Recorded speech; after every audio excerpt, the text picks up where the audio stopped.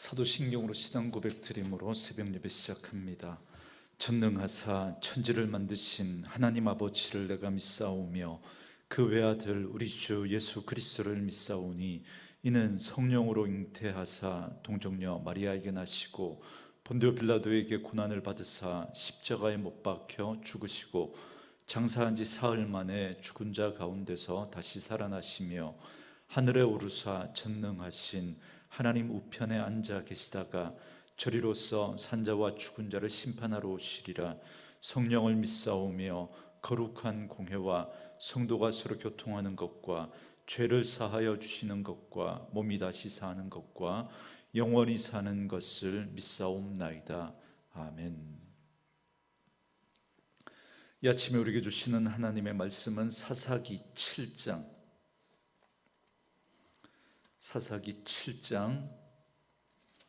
1절에서 14절 말씀까지입니다.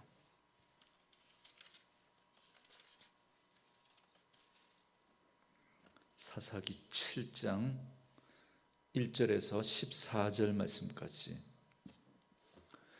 우리 말씀 찾으셨으면 한 목소리로 같이 읽습니다.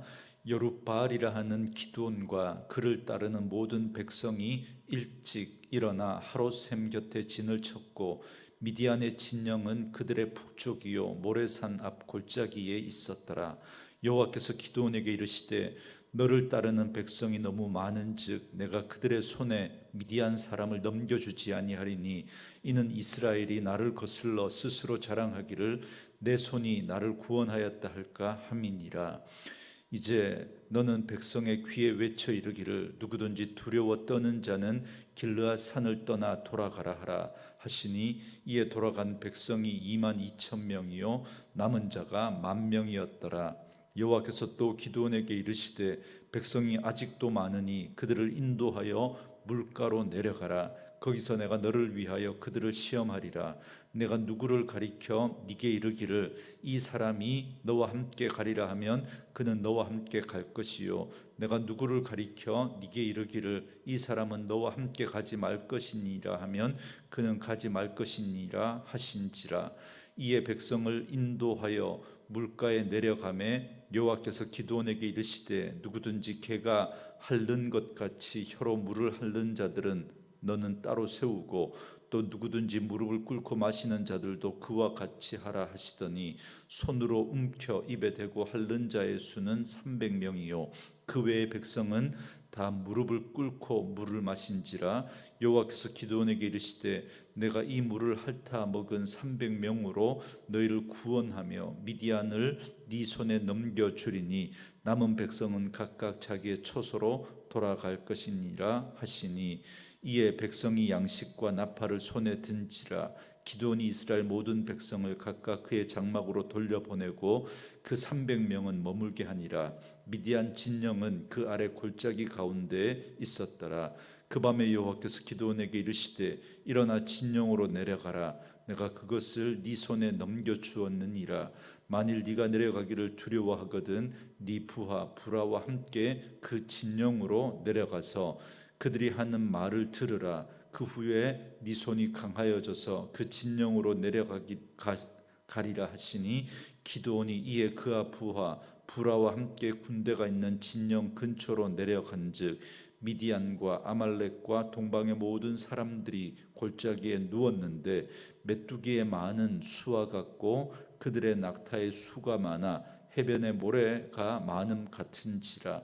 기드온이 그곳에 이른즉 어떤 사람이 그의 친구에게 꿈을 말하여 이르기를 보라 내가 한 꿈을 꾸었는데 꿈에 보리떡 한 덩어리가 미디안 진영으로 굴러 들어와 한 장막에 이르러 그것을 쳐서 무너뜨려 위쪽으로 엎으니 그 장막이 쓰러지더라.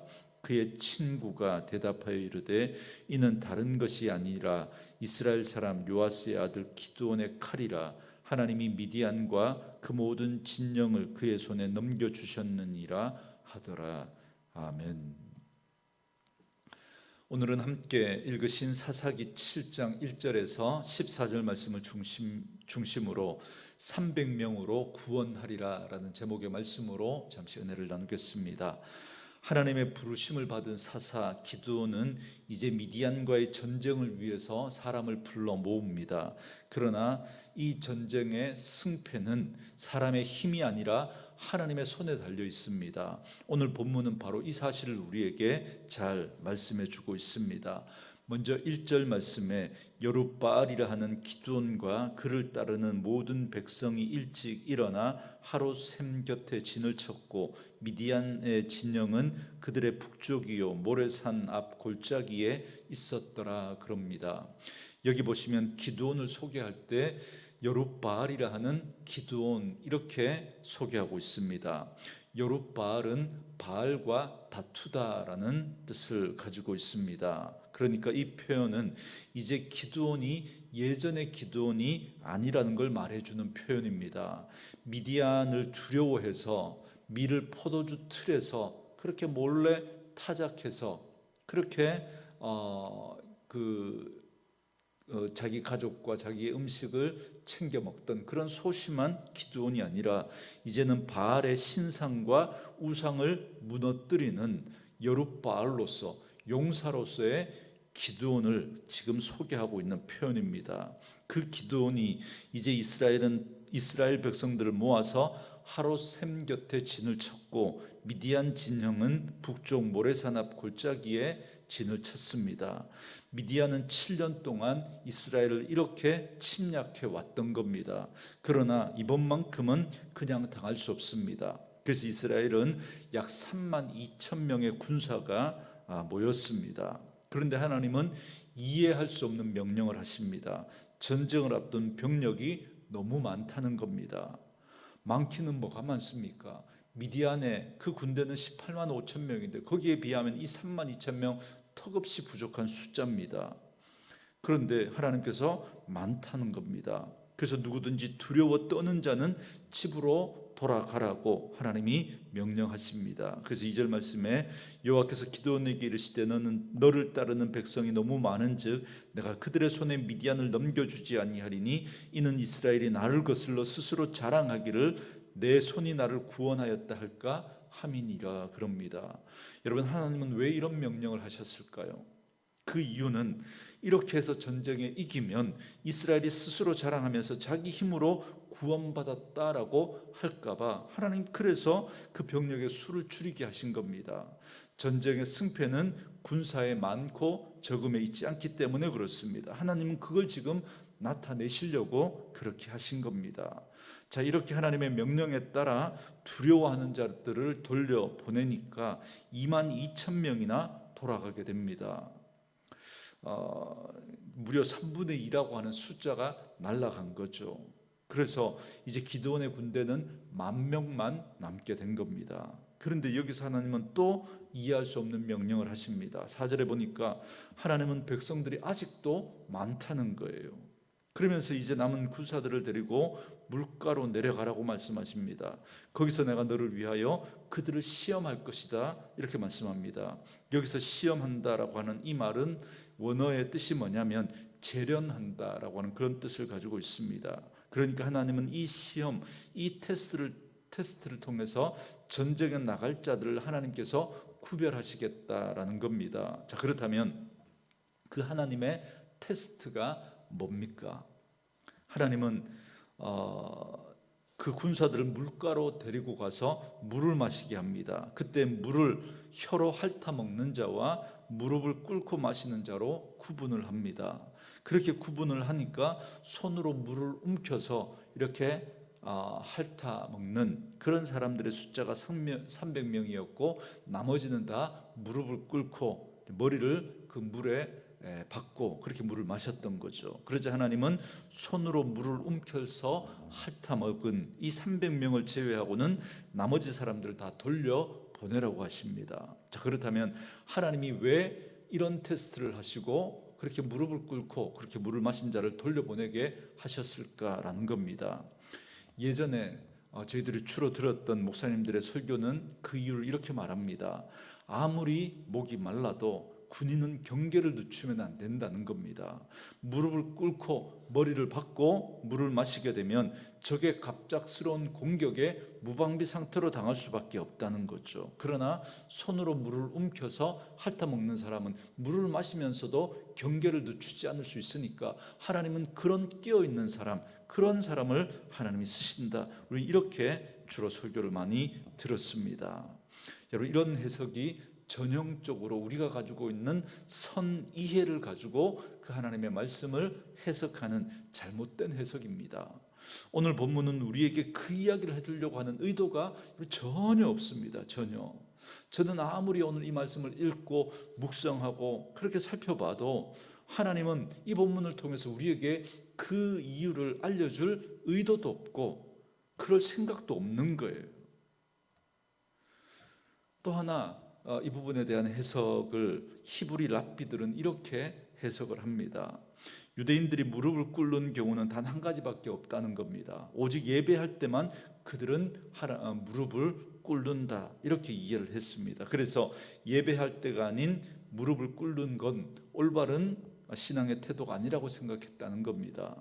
그렇기 때문에 목이 말라서 물을 마실 때 그들이 무릎을 꿇었다는 건 아마도 부지 중에 나타났던 그들의 삶과 신앙의 태도가 그렇게 드러났다는 거죠. 그러니까 그들의 어떤 이중적인 어떤 삶의 모습들이 그걸 통해서 드러났다, 이렇게 해석을 합니다. 나름 일리가 있는 해석이라고 그렇게 생각될 수도 있겠지만, 그러나 사실 정확한 이유는 우리가 알 수 없습니다. 왜냐하면 하나님께서 그 이유를 설명해 주지 않기 때문에 그렇습니다. 저는 그 이유가 중요하지 않다고 생각하고 그 이유를 굳이 우리가 알 필요도 없다고 생각됩니다. 그러나 분명한 사실은 하나님은 300명이라고 하는 적은 군사만을 뽑아서 이스라엘을 승리하게 하시려고 하시는 그 의도를 가지고 계신 겁니다. 이 300명은 여러분 이렇게 해석하면 안 됩니다. 두려움이라고는 전혀 모르는, 그리고 깨어있는 전쟁에 아주 특화된 사람이다. 그렇기 때문에 이들을 통해서 18만 5천 명을 하나님께서 그렇게 그 전쟁에서 승리하게 하신다.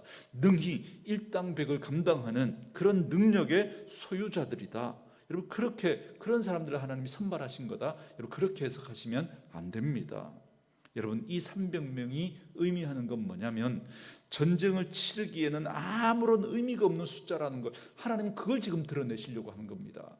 여러분, 18만 5천 명이면 그래도 우리가 좀 전략을 잘 짜고 잘 이렇게 세우고 그러면 이길 수 있겠다는 생각을 할 만한 숫자라는 거예요.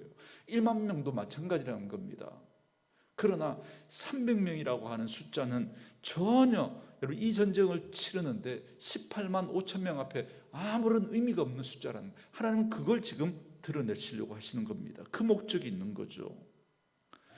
여러분, 그래서 이 전쟁은 사람의 힘과 능력, 숫자에 달린 게 아니고 하나님에게 달려 있다라는 걸 분명하게 드러내시려고 하시는데 그 목적이 있는 겁니다. 그러나 여러분, 우리는 이 이야기를 그냥 듣는 입장에서 이 300명의 용사로 미디안의 18만 5천 명을 이겼다, 무찔렀다, 여러분, 이 이야기가 너무 흥미진진하고 드라마틱하고 재밌게 들리지만, 그러나 이 전쟁에 앞장섰던 기드온의 입장에서 여러분 한번 생각해 보면 그 심정이 어땠겠습니까? 18만 5천의 대군을 300명의 용사로 맞서야 하는 그 상황입니다. 얼마나 불안하고 두려웠겠습니까? 그래서 하나님은 또다시 기드온에게 믿음의 확신을 갖게 하시려고 10절 말씀에 보면 만일 네가 내려가기를 두려워하거든 네 부하 부라와 함께 그 진영으로 내려가서 그럽니다. 이걸 보면 하나님이 얼마나 기드온을 배려하고 있는지를 잘 알 수 있습니다. 하나님은 두려워하는 기드온을 위해서 직접 미디안 군대의 진영으로 몰래 내려가 보라고 말씀합니다. 하나님의 말씀에 순종해서 부라와 함께 그 미디안 군대의 진으로 내려갑니다. 그래서 12절에 보니까 미디안과 아말렉의 연합군 군대가 마치 골짜기의 메뚜기 떼처럼 가득합니다. 그들이 타고 온 큰 낙타만 해도 모래와 같이, 그렇게 해변의 모래와 같이 많았다, 그렇게 말합니다. 이걸 본 기드온은 얼마나 두려움을 느꼈겠습니까? 그런데 기드온은 그곳에서 미디안의 한 병사가 그의 친구와 함께 얘기하는 그 이야기를 듣습니다. 13절 14절 말씀에 보면 보리떡 한 덩어리가 진으로 굴러 들어와서 자기들의 그 장막을 무너뜨렸다라고 하는 그 꿈 이야기를 한 병사가 합니다. 그리고 그 꿈 이야기를 들었던 다른 병사가 그 꿈은 하나님께서 함께 하시는 기드온의 칼이다라고 하면서 그 기드온의 칼이 미디안 군대를 섬멸할 것이다, 그렇게 해석을 하는 겁니다. 적진에서 적군들이 하는 그 말을 듣고 기드온은 하나님의 말씀에 확신을 가지게 됩니다. 결국 모든 일은 하나님께서 하신다는 거죠.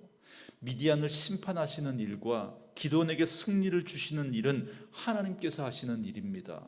기도는 단지 그 일을 행하시는 하나님과 동행하기만 하면 됩니다. 하나님과 동행하기만 하면.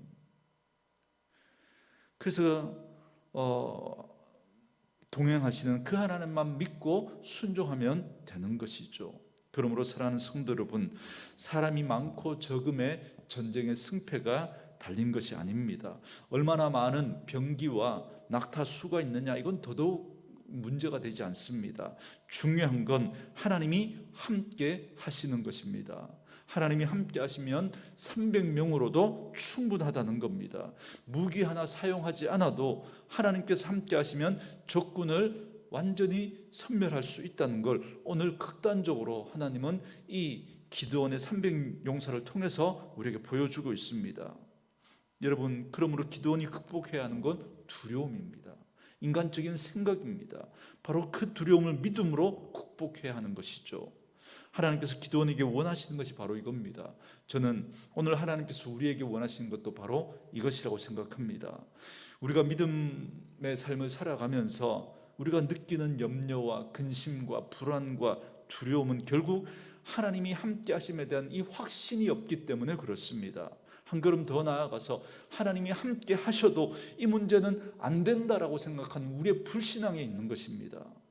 왜 우리가 이런 생각을 하느냐면 우리가 가지고 있는 계산법 때문에 그렇습니다. 우리가 하나님을 믿는다고 하고 하나님이 함께 하신다고 해도 우리가 가지고 있는 그 계산법을 버리지 못하고 그 계산법을 붙들고 있기 때문에 그런 거예요.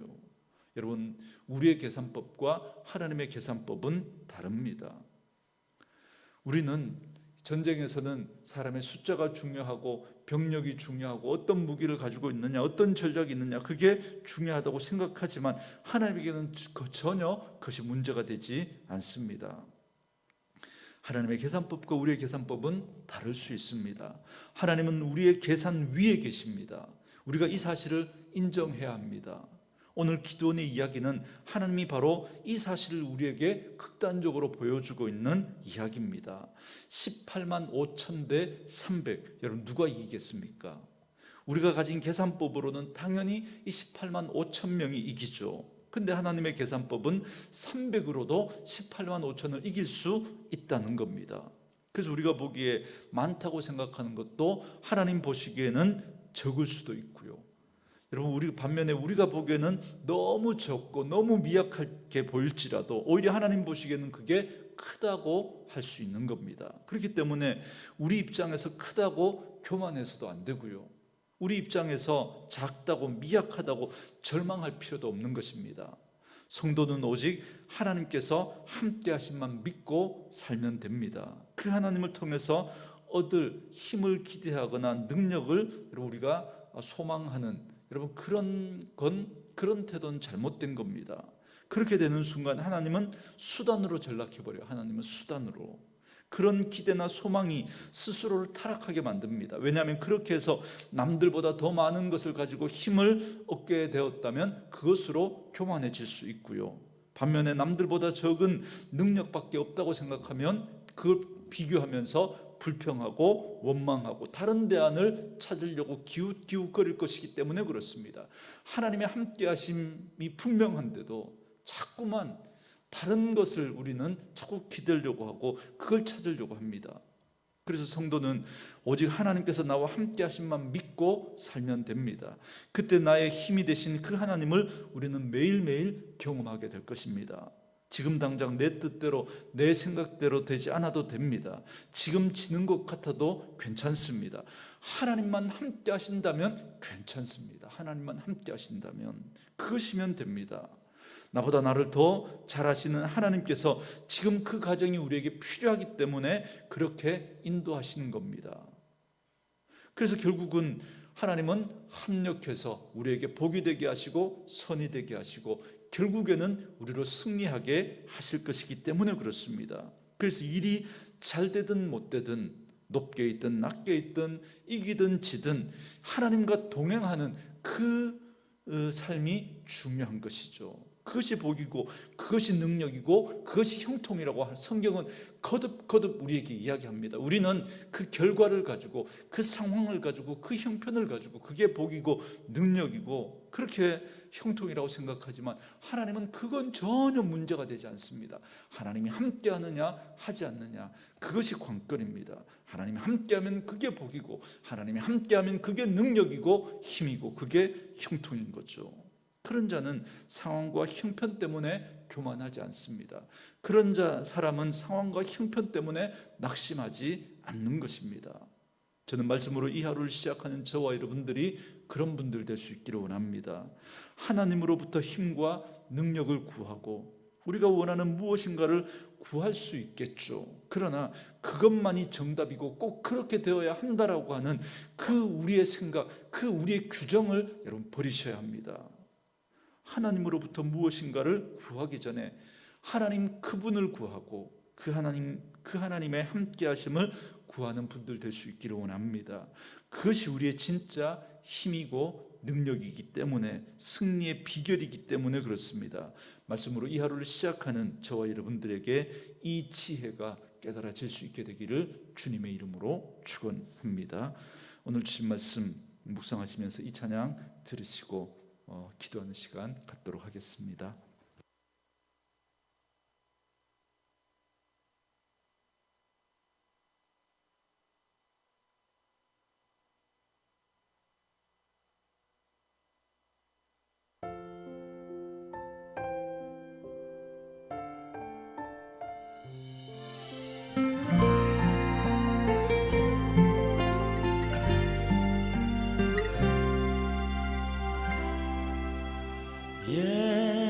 예수 사랑합니다. 사랑합니다. 온 마음 다하여 오직 주님 한 분만 간절히 더 원합니다.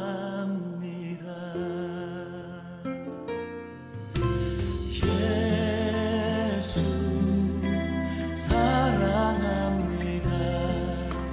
사랑합니다. 온 마음 다하여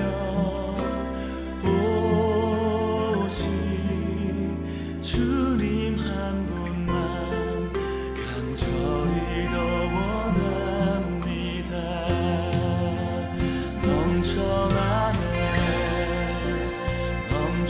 넘쳐나네 주를 향한 내 속에 갈망이 주님께로 날 이끌어 주소서. 주님